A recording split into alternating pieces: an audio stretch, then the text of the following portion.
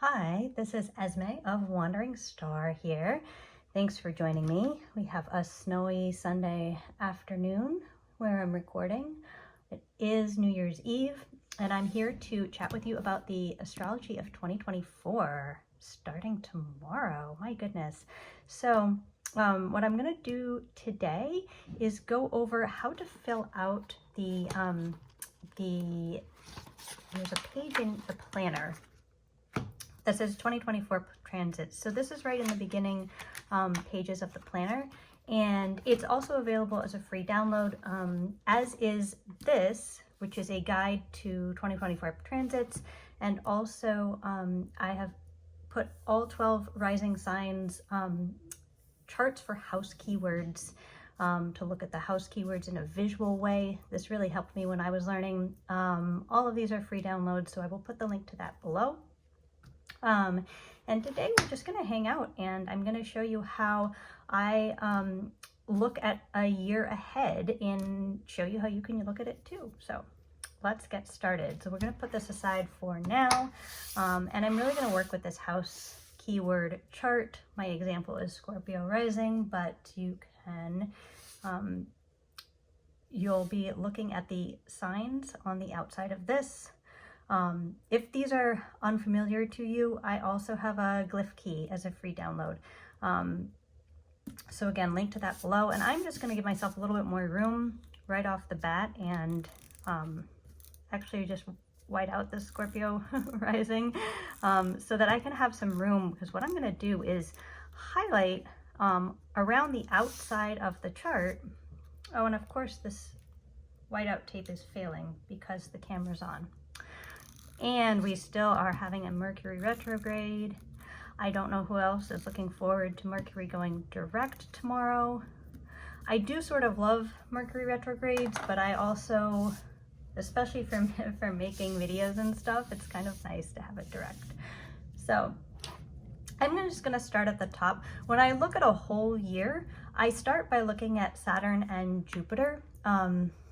These are the two furthest visible planets from us, and so this is where I start. So Saturn in 2024 is just going to remain in Pisces, so I'm not paying attention too much to degrees here. I work with sign-based aspects, and I think that's a really good place to begin. So Saturn was remaining in Pisces, and Jupiter is going to go from Taurus into Gemini. So this is Jupiter. Jupiter is going like this. And this leads us to what's going to be a defining outer planet aspect, or sorry, I guess they're not outer planets, but a defining aspect of 2024, which is the Saturn-Jupiter square. I have had a cold for the last couple of days. I'm not 100% yet, so you will have to forgive me. You'll have to forgive me. The social planets, that's what I meant to say. Saturn and Jupiter are known as the social planets. The outer planets are Uranus and Neptune. And then, since we're talking about that, Ceres and Pluto are dwarf planets. There are other dwarf planets, but these are the two that I work with. And then we have Mercury, Venus, and Mars, which are known as the personal planets. That's an easy way to keep things straight. And if you're just starting out, you don't need to remember any of that. And my camera is shaking. So we're going to move on with Mars. Mars is going to go from Capricorn through, or from the early degrees of Sag through, or late degrees of Sag through early degrees of Leo. Yeah, you guys have to forgive me today. So Mars is actually going to go like this. And this is the whole year.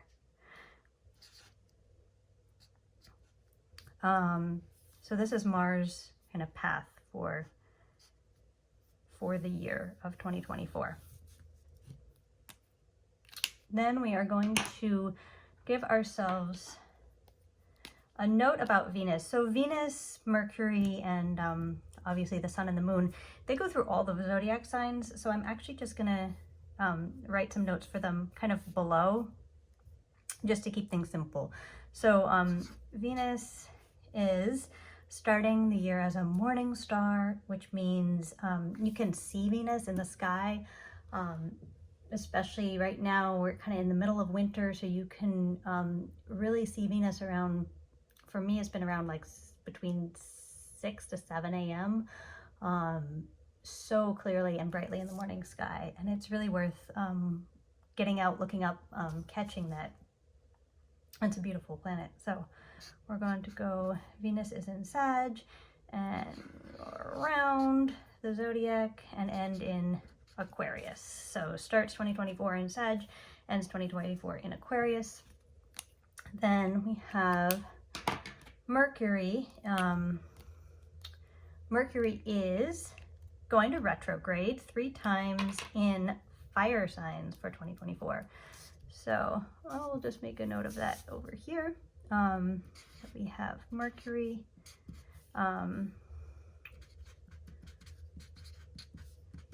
so that will be in Aries, Leo, and Sag. And so Mercury goes through retrograde cycles 3 times in signs of the same element. And that shifts in element through the years. And that is really a unique property to Mercury's cycle.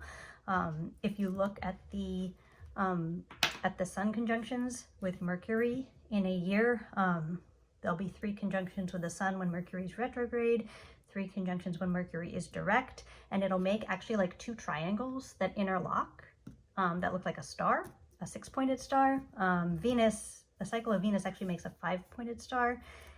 It's pretty cool. I am going to be sharing more about those through the year because I love those. And those are the inner planets. And then because we are looking at a whole year, I'm going to note down the eclipses. So we're going to have an eclipse in Libra, and then another eclipse in Libra, and an eclipse in Aries. And this one is a total solar eclipse.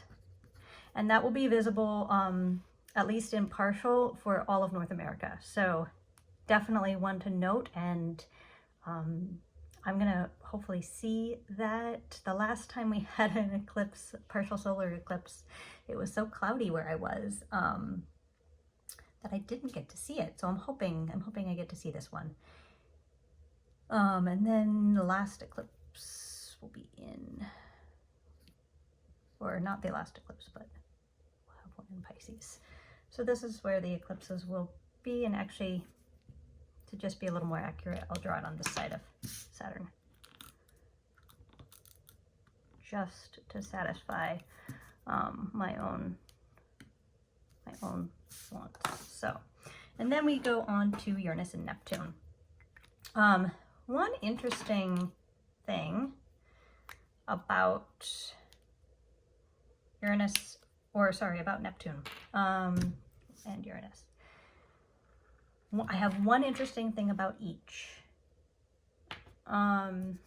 Yeah, gosh, if this is the first video you're finding of mine, I hope you watch some other ones because I'm usually a little bit more succinct, and I'm just like kind of still a little bit sick, to be honest.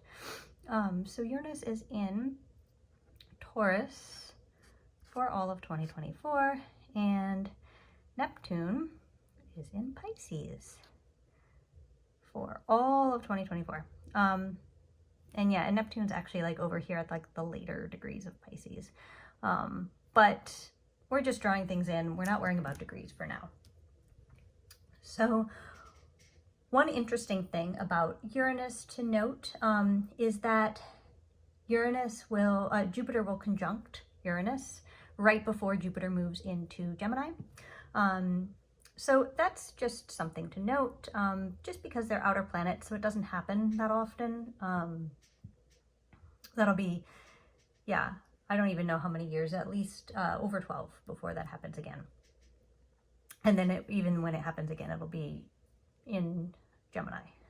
So this is kind of like a once in a lifetime Jupiter conjunct Uranus in Taurus transit that we're going to have. And then Neptune has an extremely long cycle. So Neptune moved into Pisces and has been in Pisces since 2012. I mean, just let that settle in, like since 2012. Neptune will finally get into Aries in 2025. But so 2024 is actually the last full year that Neptune is in Pisces. So I know there's like a lot of predictions and this and that floating around right now. And a lot of, I just think it's good to keep in mind Neptune is having its final year in Pisces. So a lot of kind of like the predictions that you might be hearing are speaking to that, because it is kind of, for astrologers, a big deal. It's the kind of thing that on a personal level, Neptune takes so long to get through each sign. It can be a bit hard to get perspective on a Neptune transit. That's what I'm really finding. I'm myself taking a little bit of a deep dive into this planet. And interestingly, I have noticed that I'm coming up on my Neptune square. So Neptune square, where Neptune was in my birth chart. I was a early 80s baby. So if anyone else was born in like the early to mid 80s, you're most likely gonna have this that you've either just gone through or that you're coming up on. Anyone born with Neptune in those later degrees of Sag, and again, because this is such a slow moving planet, it tends to be generational, which is kind of a cool thing about it. And it's cool. I'm gonna leave it there because I want to keep this video manageable and short. So for example, if you are going to move on to filling in this page, so this is, you can kind of see, this is where we didn't draw in Pluto or Ceres. So Pluto is kind of going back and forth between these two. And then Ceres is going from Sag to Aquarius. It starts 2024 in Sag, spends most of the year in Capricorn, and ends in Aquarius. And both of those are dwarf planets. There we go.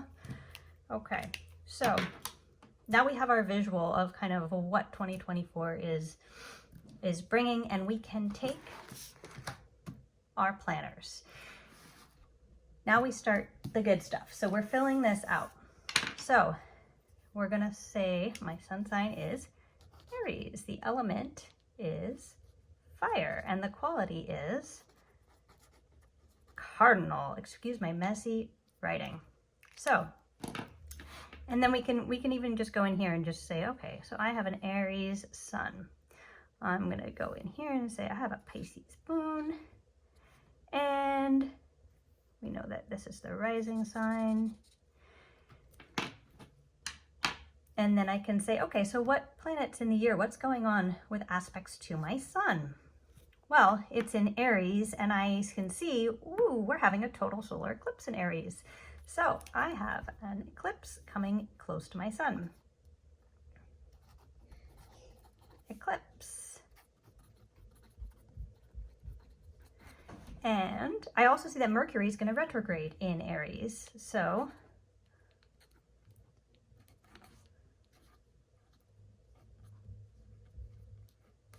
and then what else is happening that might be of interest? Well, I do see here that my ruling planet is Mars. And I do see that Mars is going to be going into my 10th house of my career and then retrograding. So that's interesting. Mars is stationing retrograde in my 10th house of career. That's something I want to note.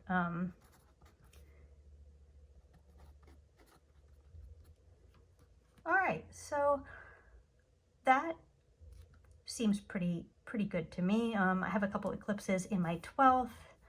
And then, of course, I will have Venus and everything coming through. And then just looking at this, see, this is why I kind of love the visuals. You can see that like we're looking at 2024 here, but when we lay everything out, we can start to get a feel for, interesting, the next Neptune transit. Neptune's going to be in Aries for about 12 years, going over that area. So you may not work with Neptune on a personal level. I did not until recently. But if you do, that's something to note. And if you don't, Neptune can be an interesting planet to look at when we look at kind of like larger cycles of society and stuff, which I spend more time on the talking about and teaching about the personal, but that is another level of it.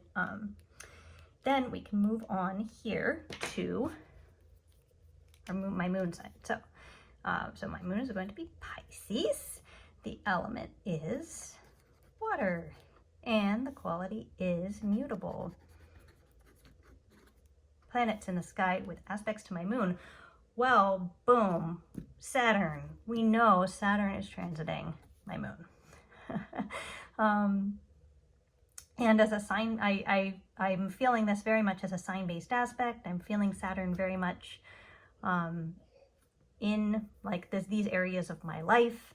And I have noted down, and I will write into my planner personally, the span of days when Saturn is actually at the exact degrees of my moon. It does go there a couple times. The outer planets will retrograde and go direct, and I don't often keep track of that just because it's not, in the kind of astrology I studied, that wasn't considered very significant on a personal level.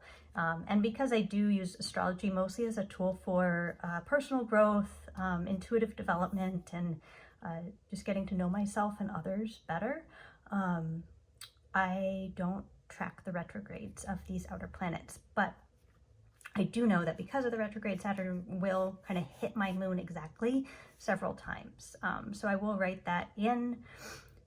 And then what else is happening with the moon? Well, Jupiter will square my moon. So Saturn conjunct, and then Jupiter square.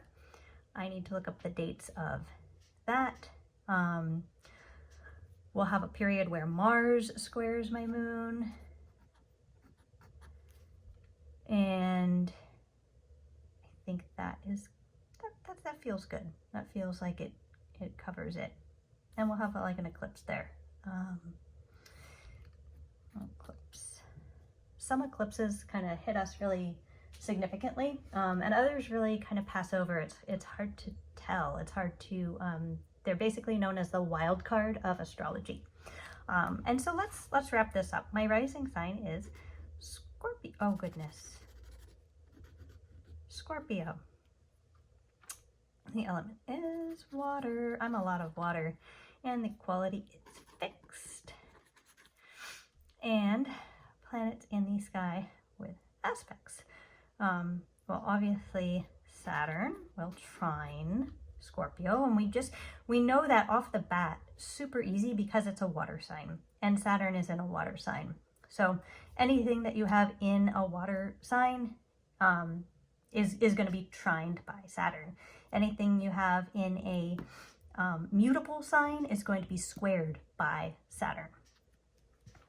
And I will use that all the time to, just as a shortcut of thinking about aspects and how different parts of our lives can affect other parts of our lives. And then I feel like that kind of, that's pretty nice. I do note that, yeah, I think that's good.